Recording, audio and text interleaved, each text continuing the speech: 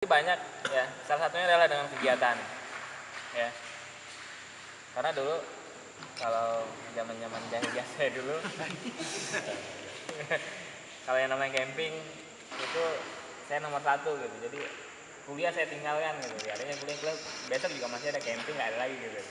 Jadi maksudnya tapi ada sesuatu yang di situ kita cari gitu. Jadi dengan melaksanakan kegiatan ini kita tahu ya, misalnya ada pengalaman yang kita ambil.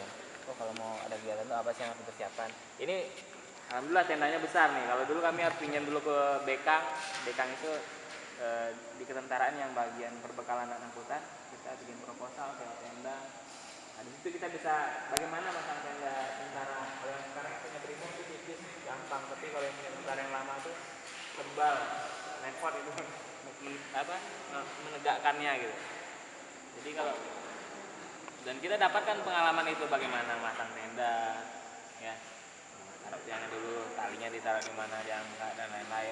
Kemudian untuk misalnya untuk logistik kayak sekarang apa aja yang diperlukan kalau kita campingnya sampai seminggu, genset kah apa dan lain-lain, perizinan. Kalau kita nggak perlu izin di kampus ini, kalau kita ke tempat lain kan harus izin kita, kepolisian, ke kepala desa dan lain-lain ya.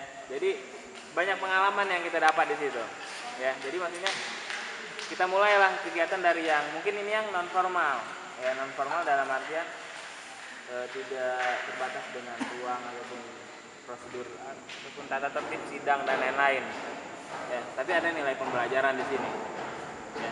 Justru saya dulu belajar organisasi itu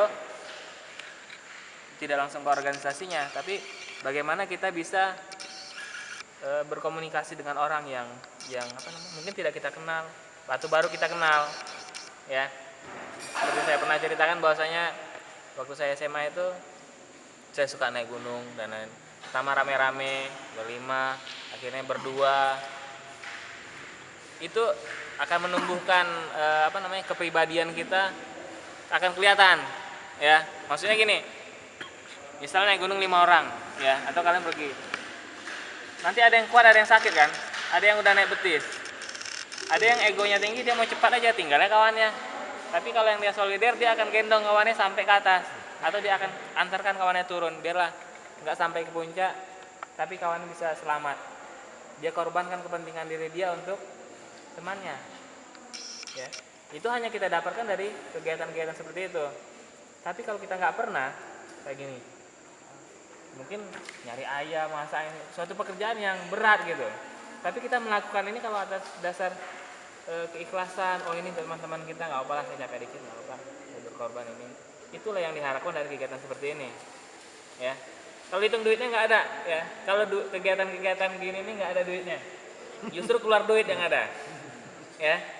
Jadi jangan kalian pikir nanti kalau kita aktif kemudian di organisasi dan lain-lain banyak duit. Enggak, duit kita habis, waktu kita habis, IP-nya turun misalnya gitu kan. Itu sudah biasa gitu ya. Itu akan terjadi. Tidak ada kan ada persilangan yang optimal kan, optimum, nilai optimum. Kalau tidak bisa semuanya maksimum kan. Kalau kalian biasa mendengar musik itu equalizer itu nggak akan di atas semua ininya, tombol-tombolnya pasti ada yang di atas, ada yang di bawah gitu ya, supaya dihasilkan suara yang bagus. Begitu juga kita kalau sehari-hari, nggak mungkin semuanya optimal. Kuliahnya bagus ya kan, organisasinya bagus, kemudian apa lagi, agamaannya bagus, semuanya di atas itu jarang gitu ya, sangat jarang. Keluarga bagus juga selalu aja ada yang dikorbankan ya. Jadi karena mungkin dosen-dosen ini banyak pengalamannya, kalian mungkin bisa belajar ya. Jadi itu saya bilang, saya pertama belajarnya dari alam, saya sering naik gunung, kemudian baru saya setelah kuliah saya masuk organisasi, himpunan dan lain-lain.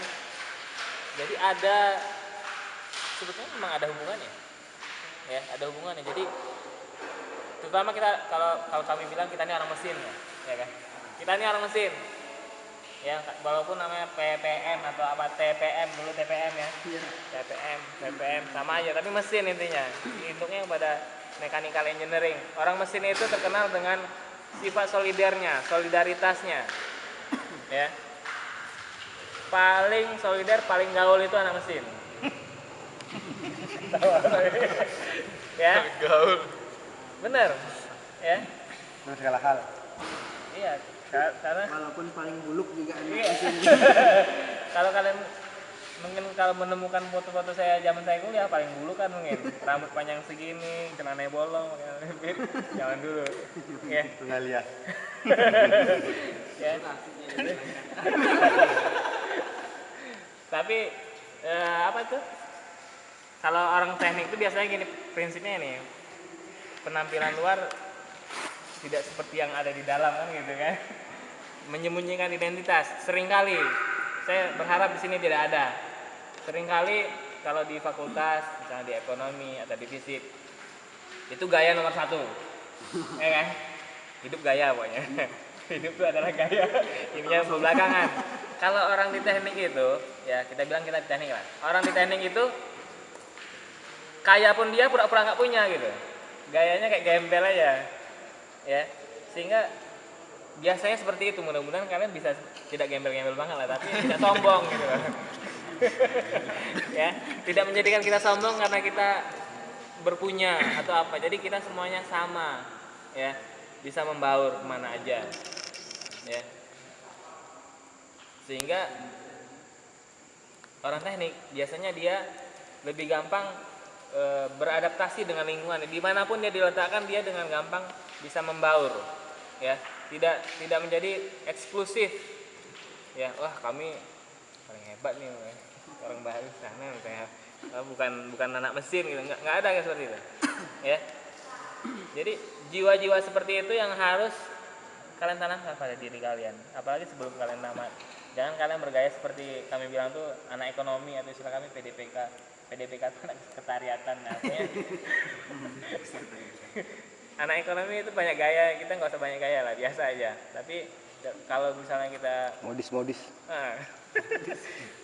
tapi kita bisa kompak, ya, bisa kompak dan memperhatikan senioritas, ya.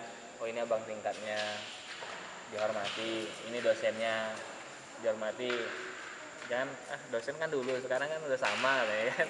Nggak apa-apa, apa Rami paling gini, Pak. Jangan gitu ya, walaupun